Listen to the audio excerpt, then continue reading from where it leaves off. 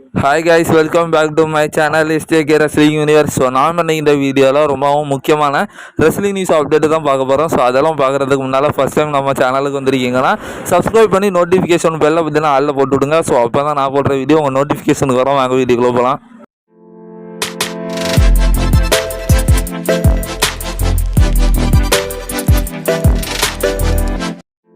First வீடியோவை யார்கிட்ட இருந்து ஸ்டார்ட் பண்ணோம் அப்படின்னா, ஸோ அதாவது நம்ம ரிக்கி ஸ்டாக்குக்கு பார்த்தீங்கன்னா இன்றைக்கி பார்த்தீங்கன்னா பிறந்த நாள்.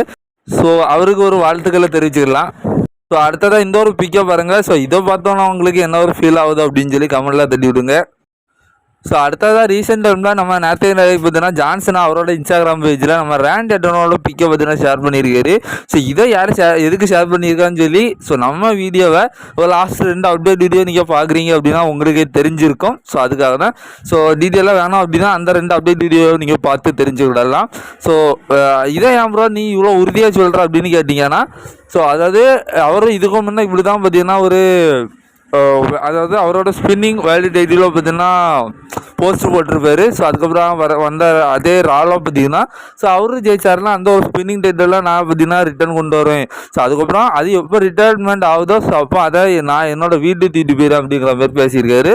ஸோ இப்போ ரேண்டி ஆட்டனை பார்த்தீங்கன்னா இவர் போஸ்ட் போட்டிருக்காரு அப்படின்னா, ஸோ அதாவது பேக்லாஸில் பார்த்தீங்கன்னா நம்ம ரேண்டி ஆட்டனுக்கும் ஜான்சன் ஆகிக்கும் ஒரு மேட்ச் நடக்கிறது மாதிரி இருக்குது. ஸோ இதை விட டீட்டெயிலாக வேணாம்னா நீங்கள் அந்த அப்டேட் வீடியோ தான் பார்த்தோன்னா ஏன் உனக்கு இதில் சொன்னால் என்ன குறைஞ்சா போயிடும் அப்படின்னு கேட்கக்கூடாது.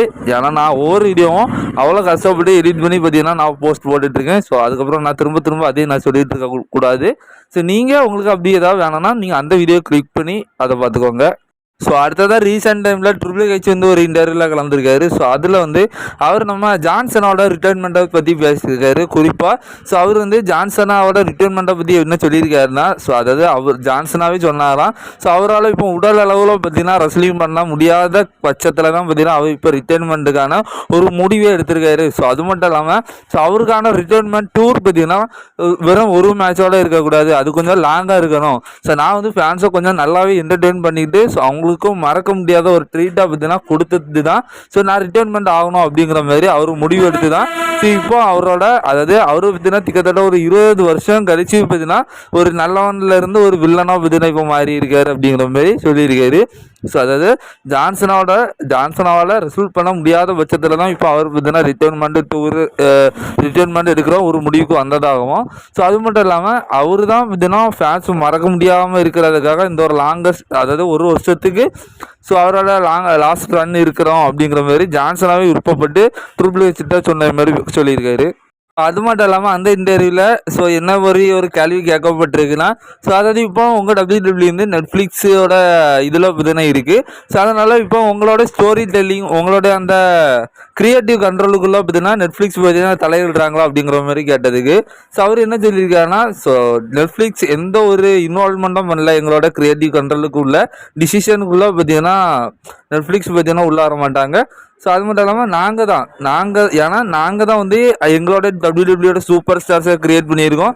ஸோ அது மட்டும் இல்லாமல் நாங்கள் தான் எங்கள் WWE ஸ்டோரி லைன்ஸையும் நாங்கள் தான் க்ரியேட் பண்ணியிருக்கோம். ஸோ அதனால நாங்கள் தான் அந்த ஸ்டோரி டெல்லிங் எல்லாத்தையுமே பார்த்தீங்கன்னா நாங்கள் மட்டும்தான் ஸோ டிசிஷன் பண்ணுவோம். நெட்ஃப்ளிக்ஸ் வந்து ஸோ உள்ளே வந்து எந்த ஒரு டிசிஷனுக்குள்ளேயும் அவங்க பார்த்தீங்கன்னா தலையிட மாட்டாங்க. ஸோ அவங்களோட வேலை என்னென்னா ஸோ எங்கே ஷோ நடத்தணும், அதுக்கப்புறம் எங்கே லைவ் நடத்தணும். ஸோ அதுவும் அந்த ஷோஸ் பார்த்தீங்கன்னா ஸோ எத்தனை மணி நேரம் பார்த்தீங்கன்னா அவங்களோட இதில் டெலிகாஸ்ட் பண்ணணும் அப்படிங்கிற ஒரு ரைட்ஸை மட்டும் தான் அவங்க பார்த்தீங்கன்னா பிளான் பண்ணிகிட்டு இருப்பாங்க. ஸோ அவங்க ஸ்டோரி லைனுக்குள்ளே பார்த்தீங்கன்னா அவங்க வரவே மாட்டாங்க. ஸோ நாங்கள் தான் அந்த ஸ்டோரி லைனை பார்த்தீங்கன்னா டிசிஷன் பண்ணுவோம் அப்படிங்கிற மாதிரி ட்ரிபிள் ஹெச் சொல்லியிருக்காரு. அடுத்ததாக பார்த்தீங்கன்னா ஒரு சின்ன துக்கமான செய்தி தான். ஸோ அதாவது நம்மளுடைய மிக் ஃபோலி இருக்கார்ல, மேன்கைண்ட் மிக் ஃபோலி.